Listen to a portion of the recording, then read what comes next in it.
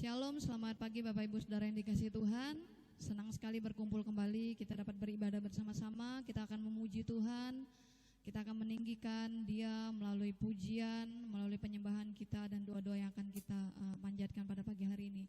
Mari Bapak Ibu Saudara, mari kita persiapkan hati kita. Kita akan memuji Dia, kita akan bersyukur kepada Tuhan untuk segala sesuatu yang telah Dia kerjakan dalam hidup kita. Mari saya mengajak semua Bapak Ibu Saudara yang ada di rumah, silakan berdiri, boleh bertepuk tangan. Mari kita memuji Tuhan, kita meninggikan Dia dan bersyukur kepada-Nya.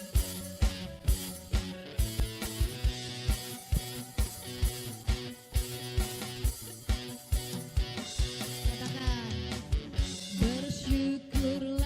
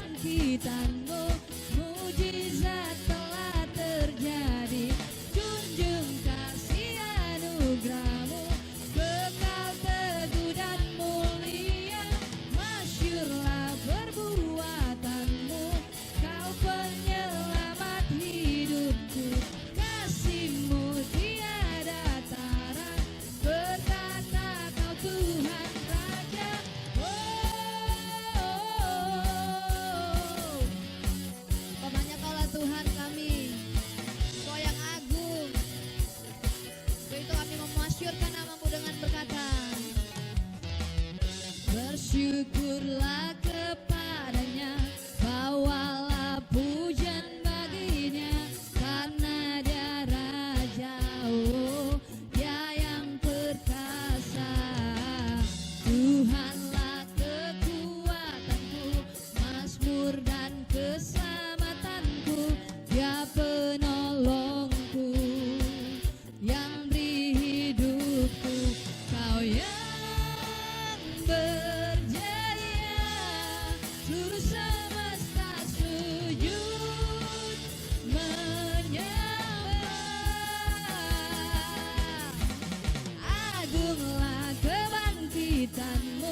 mujizat telah terjadi, junjung kasih anugerah-Mu, kekal teguh dan mulia, masyurlah perbuatan-Mu, Kau penyelamat hidupku, kasih-Mu tiada tara. Bertatalah Kau Tuhan Raja,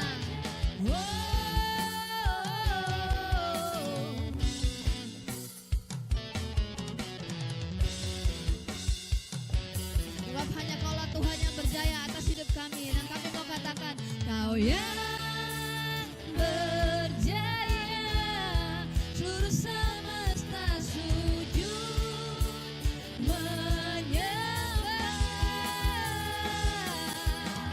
Agunglah kebangkitan-Mu, mujizat telah terjadi, junjung kasih anugerah-Mu, kekal teguh dan mulia, masyurlah perbuatan-Mu, Kau penyelamat hidupku, kasih-Mu tiada tara. Berkata Kau Tuhan Raja,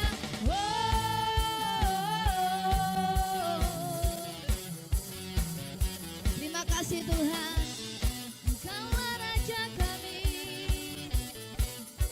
Kami mau katakan, Kaulah Raja. Haleluya, berikan kemuliaan buat Tuhan kita, sebab Dialah Raja, Dialah Tuhan di atas segala Tuhan, sebab Dia yang layak terima pujian kita. Mari saat ini kita persiapkan hati kita, sebelum kita mendengarkan firman Tuhan, kita teduhkan hati kita datang menyembah Dia, kita mau mengagungkan Dia, sebab hanya Dialah Tuhan memberikan arti dalam kehidupan kita.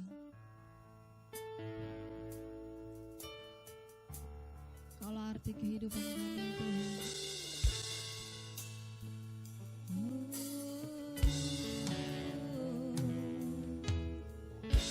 Jalanmu tak terselami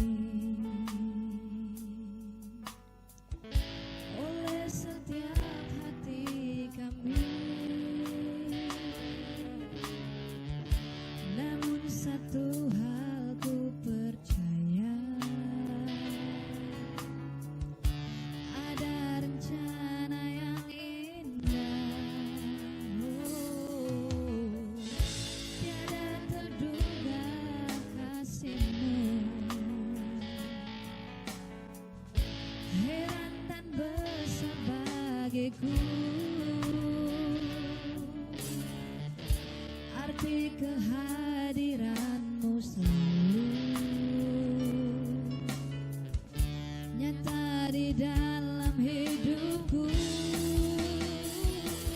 Penyertaan-Mu sempurna, rancangan-Mu penuh damai, aman dan sejahtera walau di tengah badai.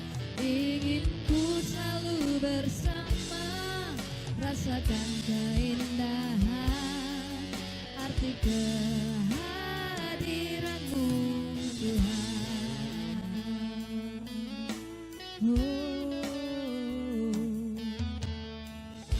Jalan-Mu tak terselami oleh setiap hati, oleh setiap hati kami, namun satu hal ku percaya, ada rencana yang indah.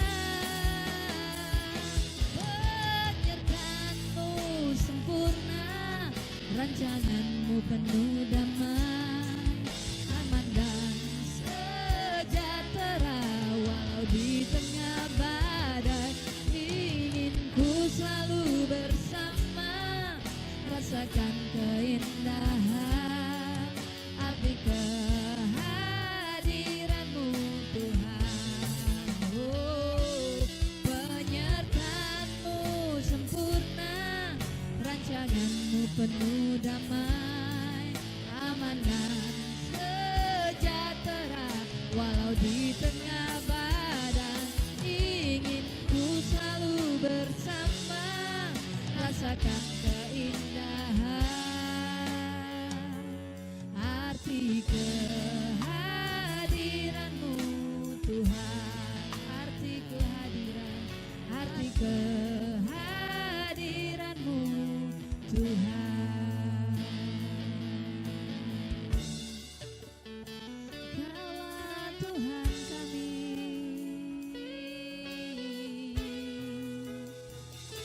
oh Yesus Tuhan.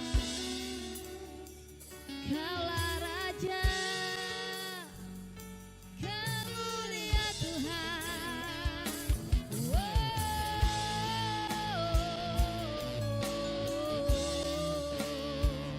Terpujilah Engkau Yesus. Mari kita sembah Dia, kita agungkan Tuhan. Sebab hanya Dia Allah yang layak ditinggikan.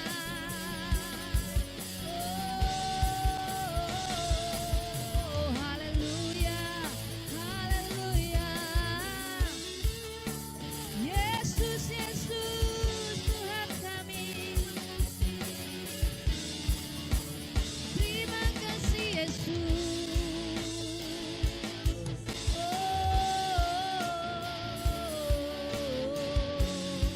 Mari kita nikmati Dia, kita sembah Dia, Allah yang kudus. Engkau Allah yang selalu menyertai kami Tuhan.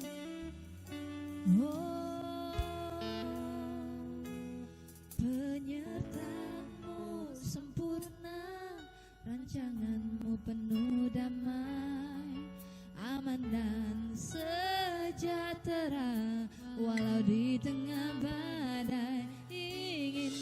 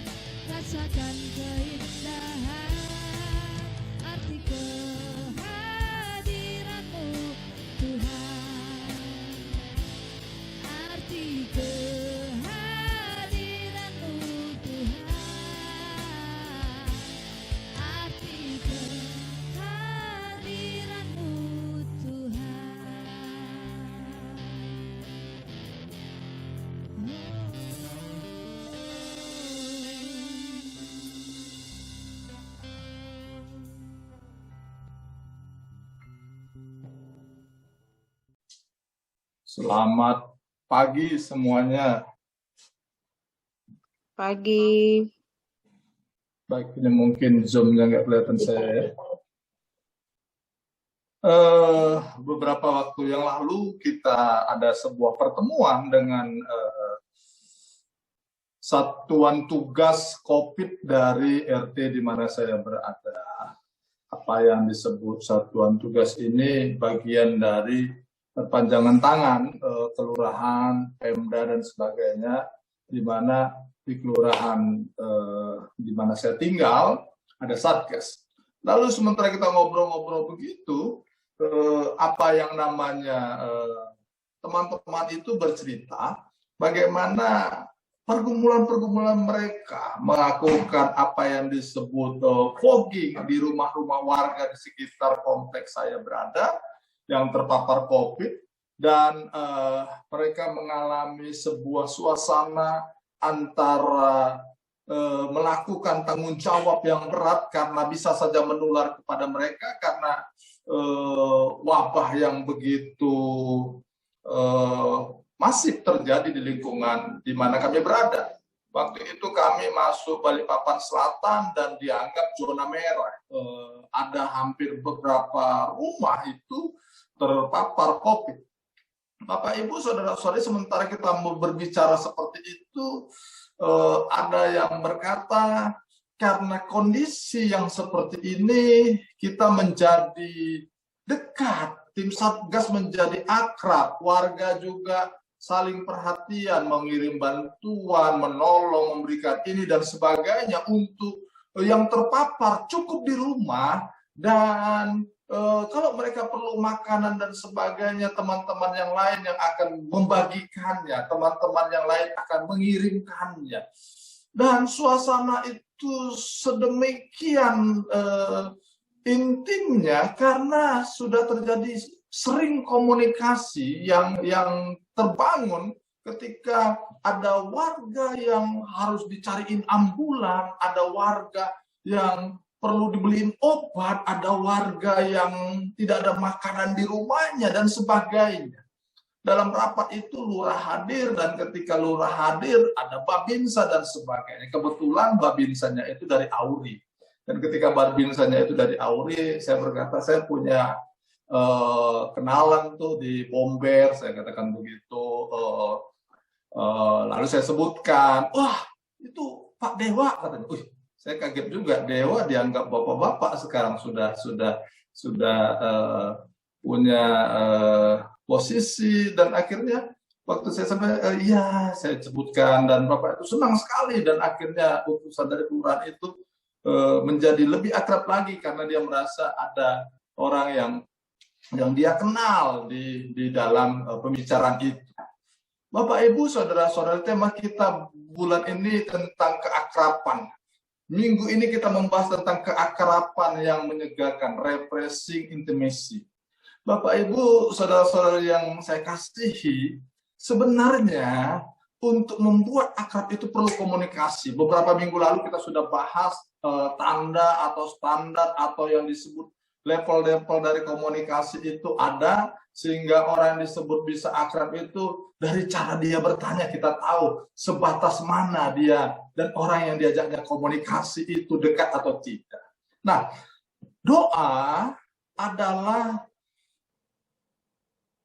sarana kita untuk mendekat dan akrab dengan Allah.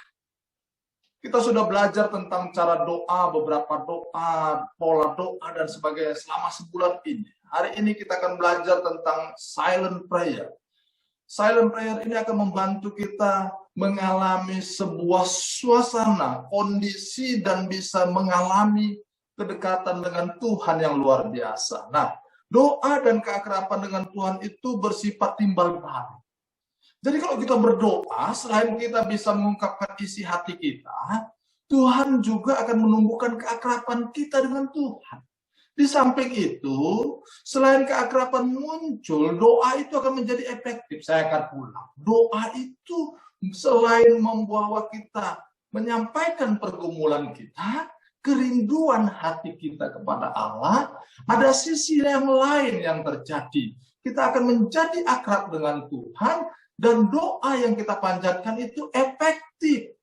Tanpa perlu kita menyampaikan banyak kalimat, kita bisa merasakan, kita bisa melihat, kita bisa mengungkapkan, dan kita tahu Tuhan tahu apa yang menjadi pergumulan kita.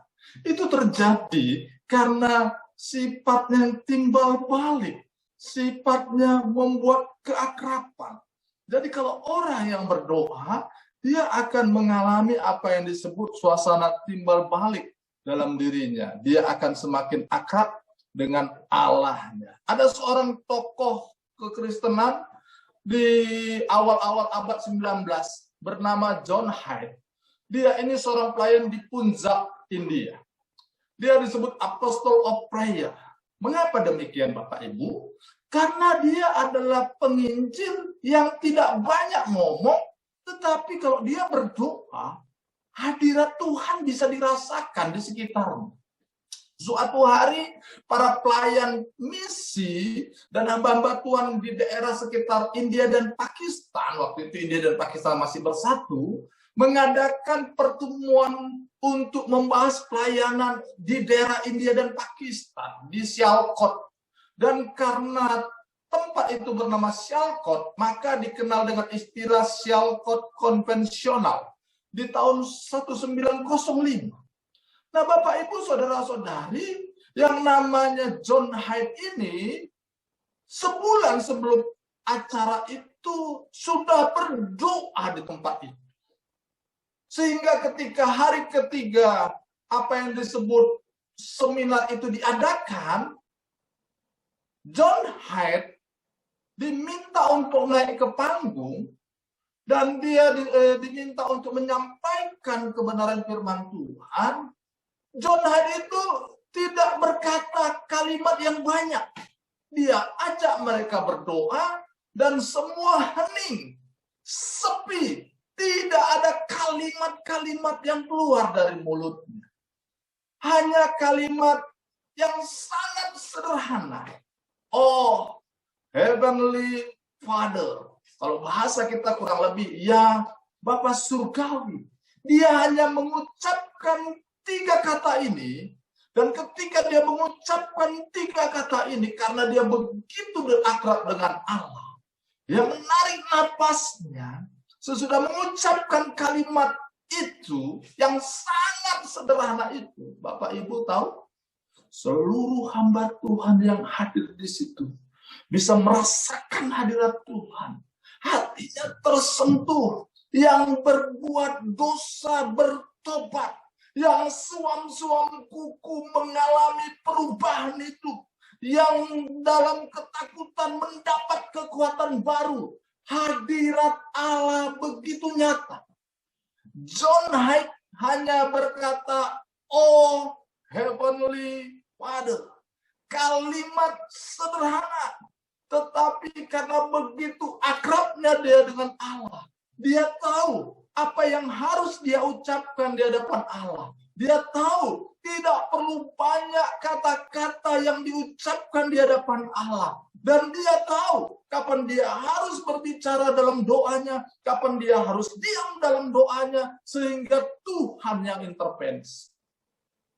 Salah seorang penginjil 6 tahun kemudian bernama John Wilbur Chapman, yang mengadakan KKR di Strawberry, Inggris tahun 1911. Dalam KKR hari pertama, itu yang hadir tidak ada, tidak banyak.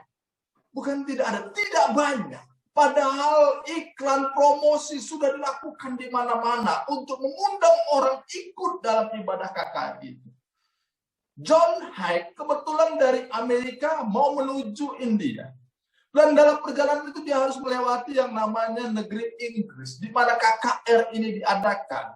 John Wilbur Chapman ketika mendengar itu diminta John Hyde untuk mampir tempat ibadah di mana KKR dilakukan. Apa yang terjadi Bapak Ibu Saudara-saudari? John Hyde terbeban hatinya mengajak John Wilbur Chapman, sang penginjil itu, yang membawa KKR di saat itu untuk berdoa. Mereka masuk kamar. dan tidak mengucapkan kata apa-apa, hanya duduk diam. Menit pertama lewat, menit kedua lewat, menit kelima, John Head tidak menyampaikan apa-apa. Dan John Wilbur Chapman bisa merasakan hadirat Tuhan ketika satu kalimat terucap dari kata John Head. Dari mulut, suasana surga memenuhi hatinya.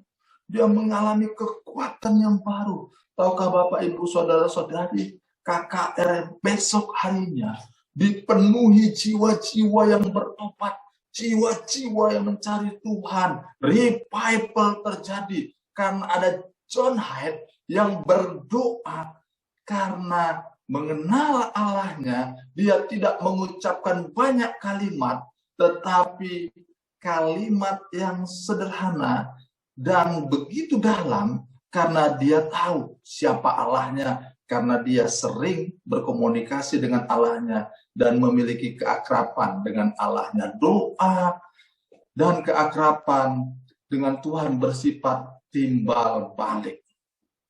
Ada saat tertentu kita cukup diam dan Tuhan yang beracara. Mari kita lihat Alkitab kita di dalam Mazmur 46 ayat 11. Kalimat yang sangat, kalau saya katakan ini seperti kalimat yang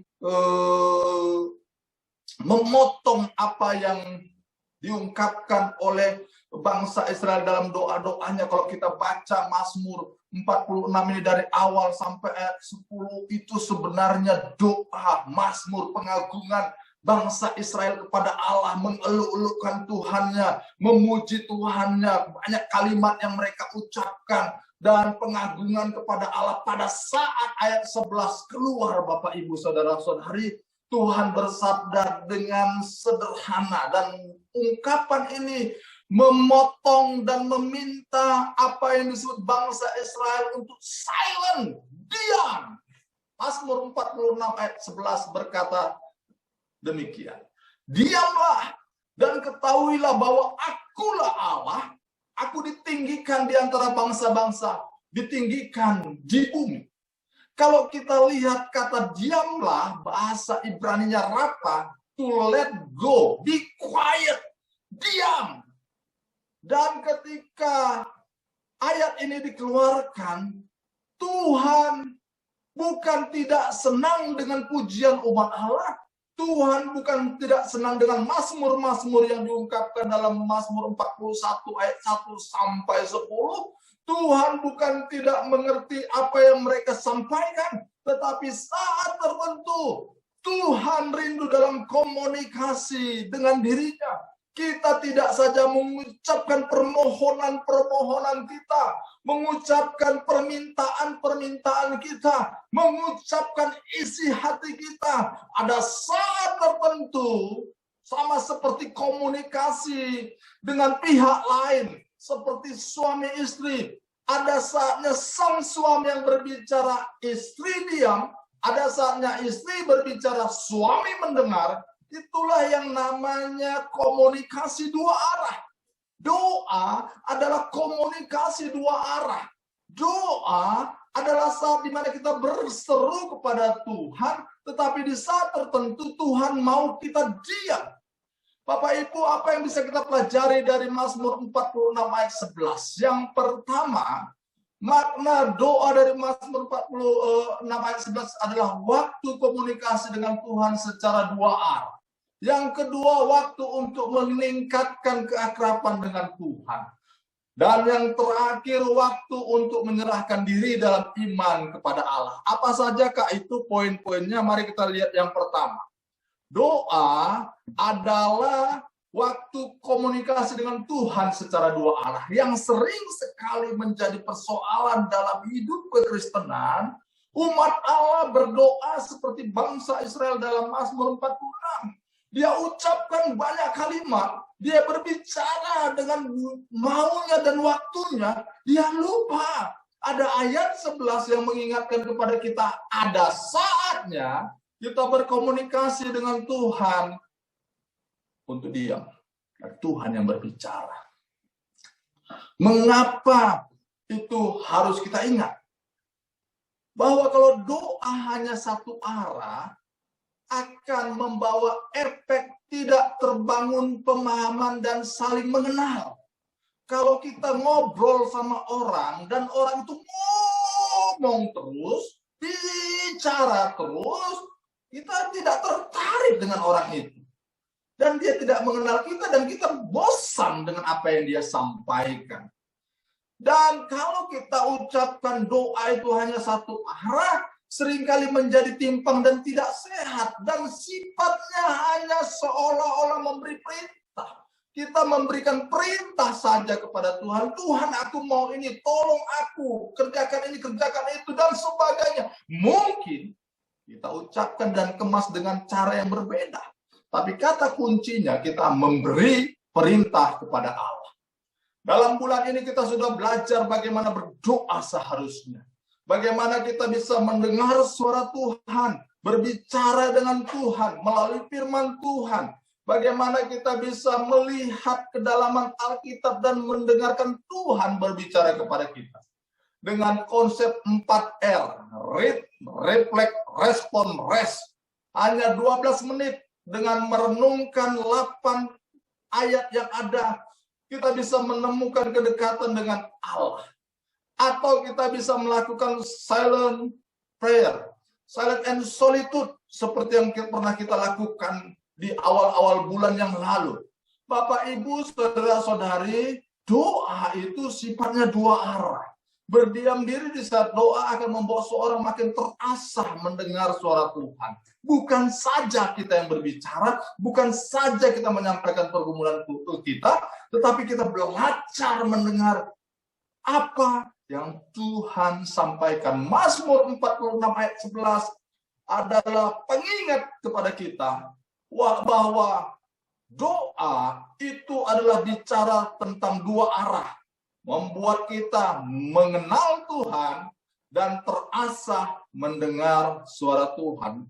Yang kedua, makna dari Mazmur 46 ayat 11 adalah waktu untuk meningkatkan keakraban dengan Tuhan. James Dobson, salah seorang pendiri Focus on the Family, pernah menulis sebuah buku, Where's Dad? Di mana ayah itu? Karena waktu itu dia melihat ayah-ayah yang ada di Amerika sibuk sekali dengan aktivitasnya, dan rupanya mereka berkomunikasi dengan anaknya hanya 37 detik per hari. Dan ini komunikasinya bersifat satu arah. Ayahnya hanya memberi perintah, kalaupun bertanya hanya sekedar basa-basi dan sebagainya. Sehingga anak-anak di Amerika lebih cenderung dekat dengan ibunya dan lebih cenderung canggung dengan ayahnya, kaku dengan ayahnya. Tahukah Anda bahwa ungkapan yang berkata di dalam Mazmur 46 ayat 11, ketahuilah bahwa akulah Allah, berasal dari kata yada. To know people relationality. Untuk menyadarkan bahwa relasi itu bukan hanya sekedar tahu, tetapi pernah ada relasi di dalamnya. Apa maksudnya? Maksudnya seperti ini. Kata yada, ketahuilah, itu menunjukkan bahwa kita bukan sekedar tahu tentang Tuhan. Tahu Allah pencipta, tahu Allah Maha Kuasa, tahu bahwa dia sanggup, dia Allah yang cemburu, dia Allah yang layak diagungkan dan sebagainya. Sekedar tahu. Tetapi kata yada itu menyadarkan umat Israel tentang relasi dengan Allah. Saya bisa tahu Presiden Jokowi, saya bisa tahu anaknya siapa saja, saya tahu siapa istrinya. Tapi saya tidak punya relasi dengan dia. Itu bukan yada.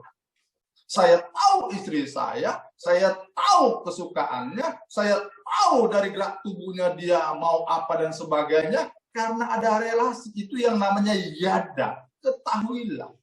Dari Mazmur 46 ayat 11 ini kita menemukan sebuah poin lain bahwa Tuhan rindu kita akrab dengan dia.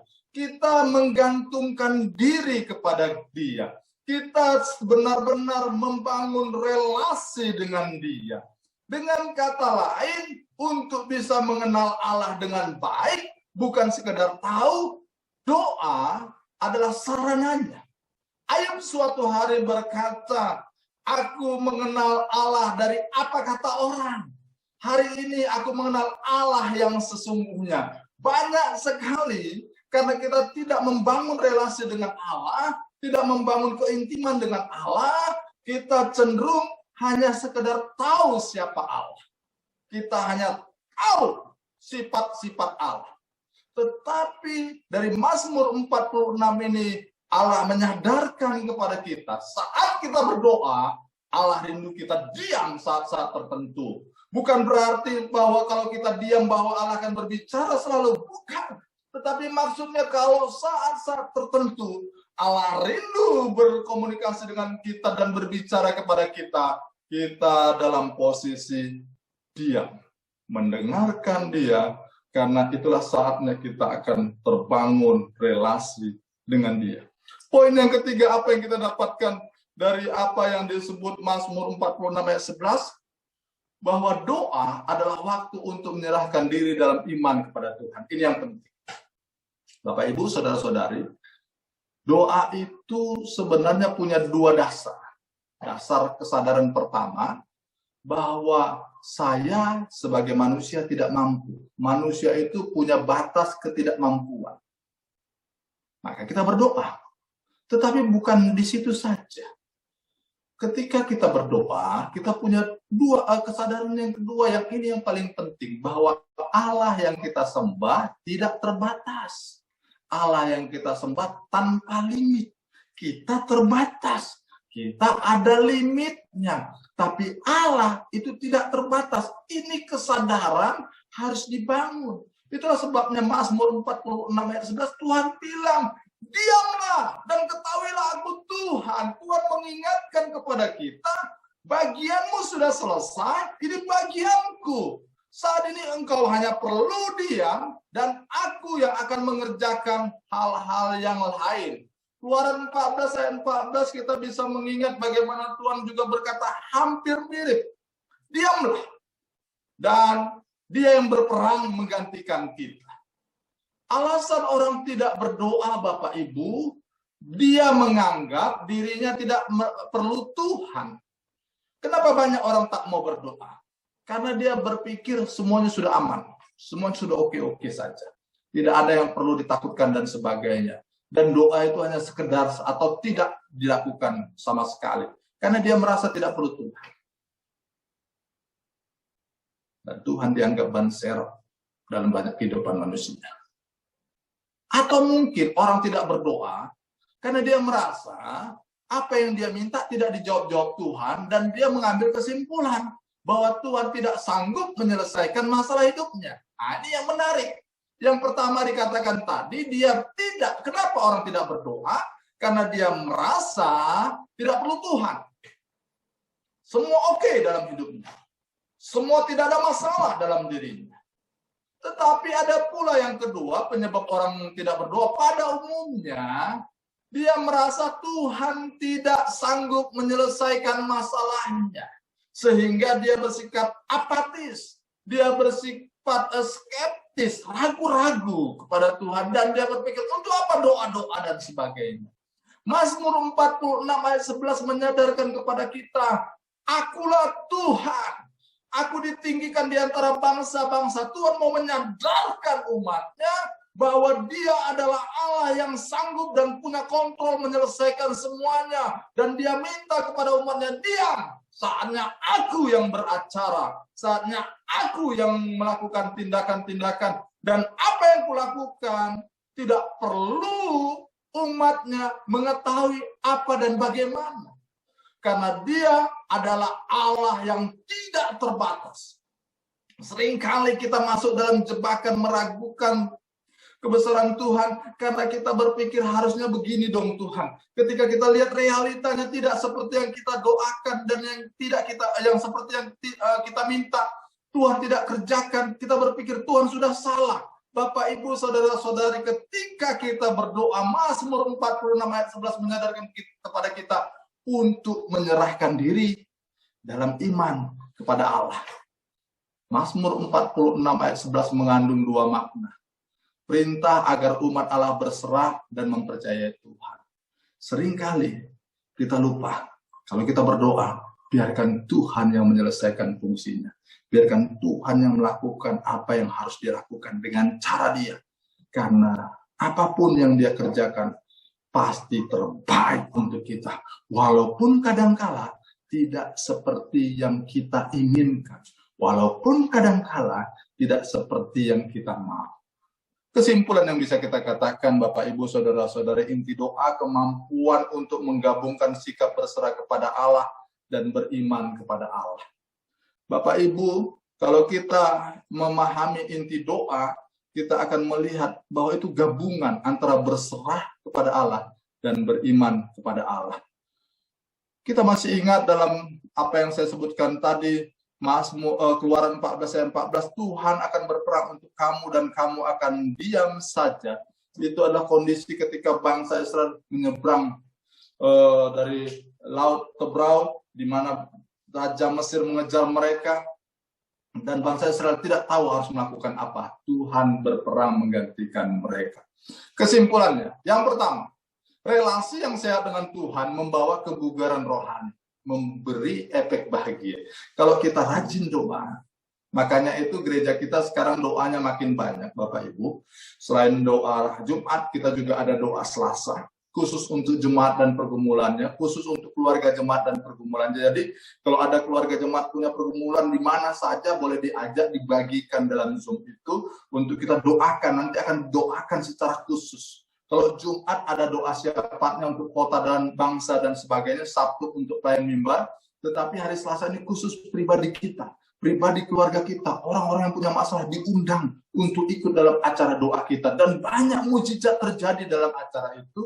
Dan dalam acara doa Selasa kita pukul 7:30 WITA ini, kita akan melihat kesaksian-kesaksian yang menyegarkan hidup kita.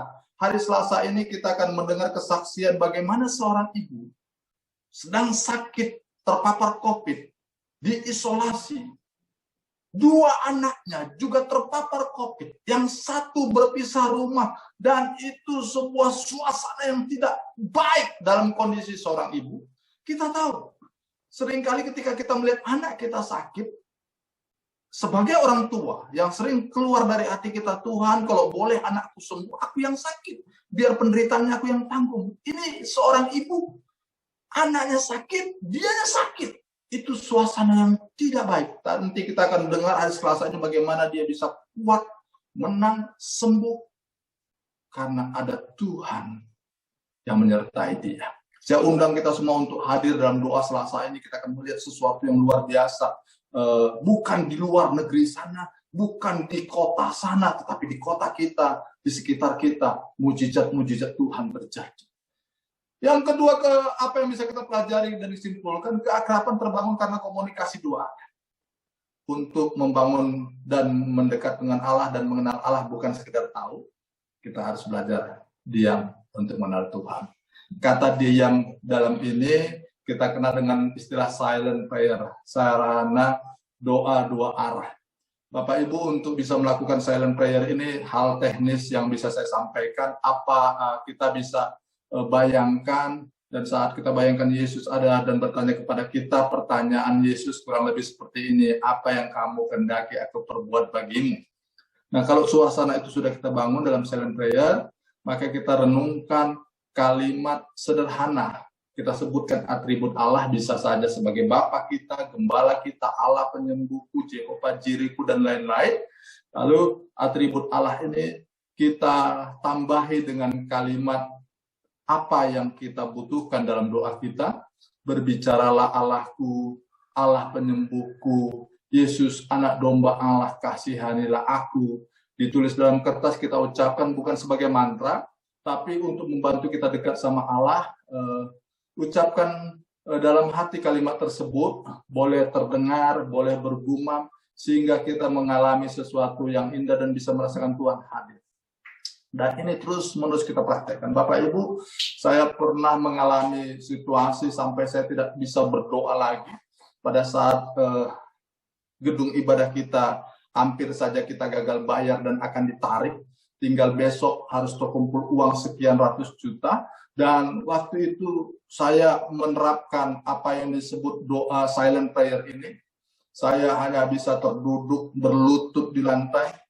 Tanpa saya sadari, saya hanya mengucapkan kata-kata, Yesus, anak domba Allah, kasihanilah kami.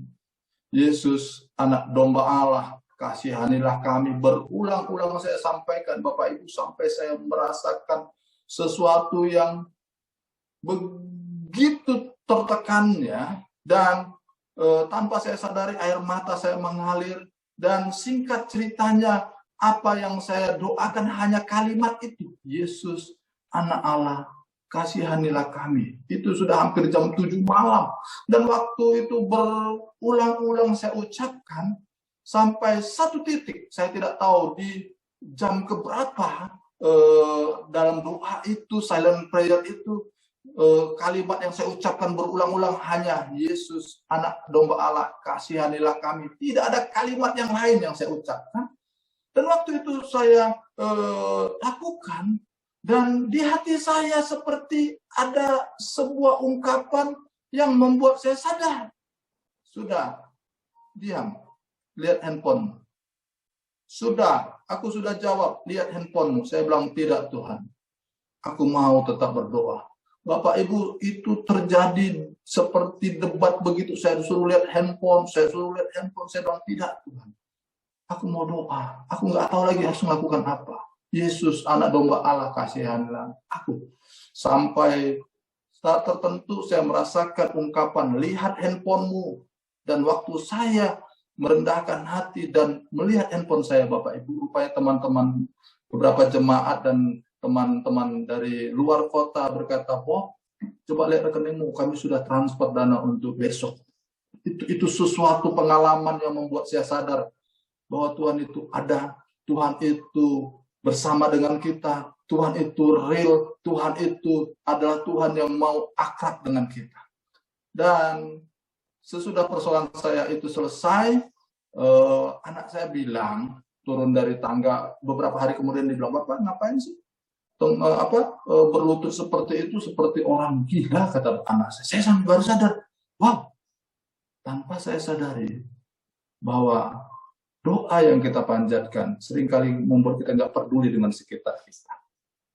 Mengapa? Karena Allah yang kita sembah adalah Allah yang mencintai kita apa adanya. Bapak Ibu, mari praktekkan terus doa-doa yang kita sudah pelajari selama sebulan ini. Lakukan, terapkan, kita akan mengalami kesegaran dalam hidup ini.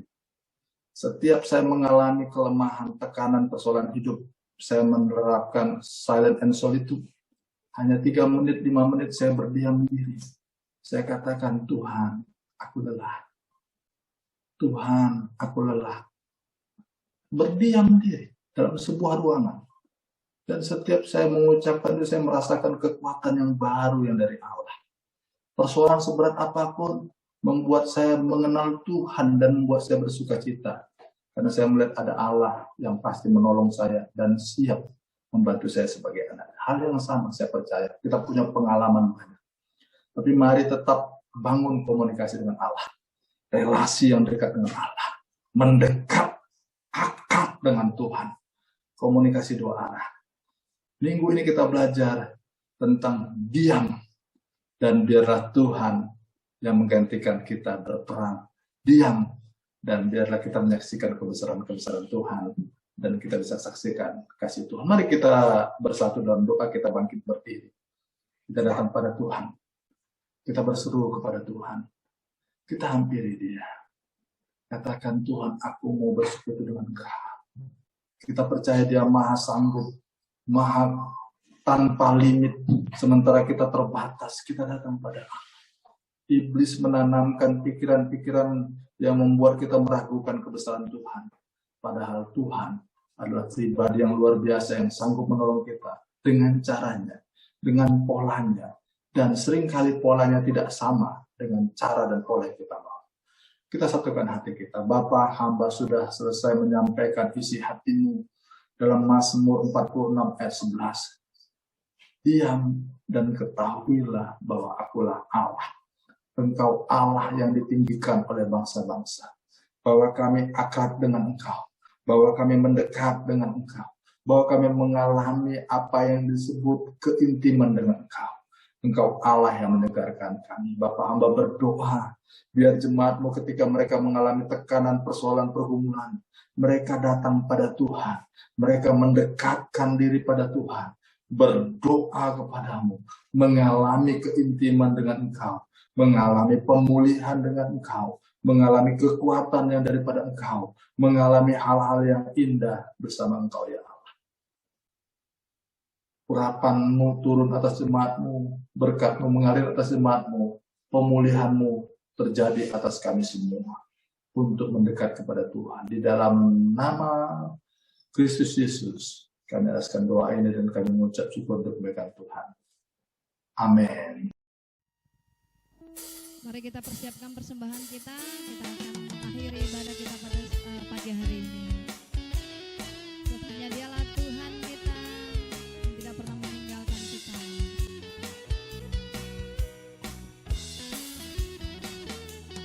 Aku ragu lagi untuk mengikut-Mu Yesus, tiada ku ragu lagi untuk melayani-Mu.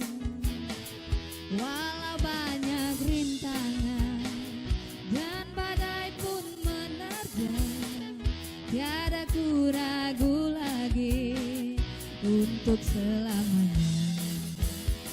Yesus, Yesus sahabatku, penolong dalam hidupku, ku rindu semua orang mengenalmu. Engkau jalan kebenaran dan memberi hidup yang kekal bagi dia orang yang percaya padamu.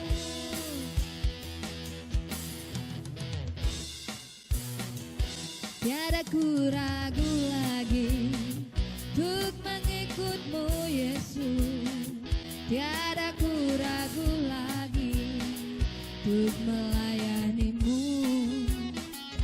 Walau banyak rintangan dan badai pun menerjang, tiada ku ragu lagi untuk selamanya. Oh Yesus, Yesus sahabatku, penolong dalam hidupku, ku rindu semua orang mengenalmu. Engkau jalan kebenaran dan memberi hidup yang kekal bagi dia orang yang percaya padanya. Sekali lagi katakan, kau sahabat kami. Yesus, Yesus sahabatku, penolong dalam hidupku, ku rindu semua orang mengenalmu. Engkau jalan kebenaran dan memberi hidup yang kekal bagi dia orang yang percaya padamu. Bagi dia orang yang percaya padamu. Oh, bagi dia orang yang percaya padamu.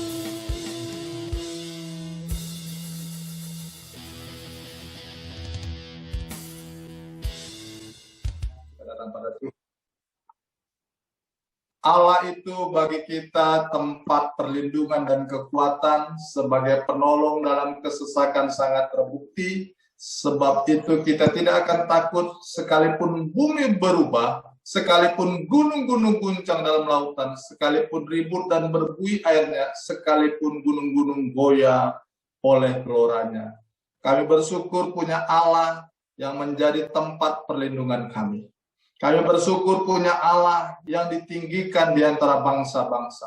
Kami bersyukur punya Allah yang mampu mengarahkan kami untuk semakin mengenal-Mu dan semakin mengasihi-Mu. Mari jemaat, angkat tanganmu, kita akan meneduhkan hati kita, merenungkan kebenaran Tuhan, merasakan hadirat Tuhan saat ini.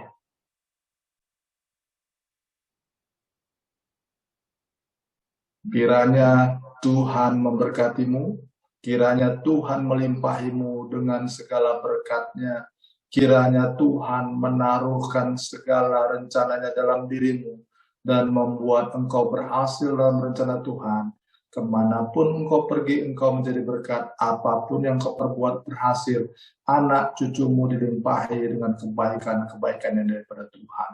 Di dalam nama Bapa, Putra, dan Roh Kudus, kita sambut berkat ini dan sama-sama kita katakan amin. Selamat malam, selamat pagi, Tuhan memberkati kita semua.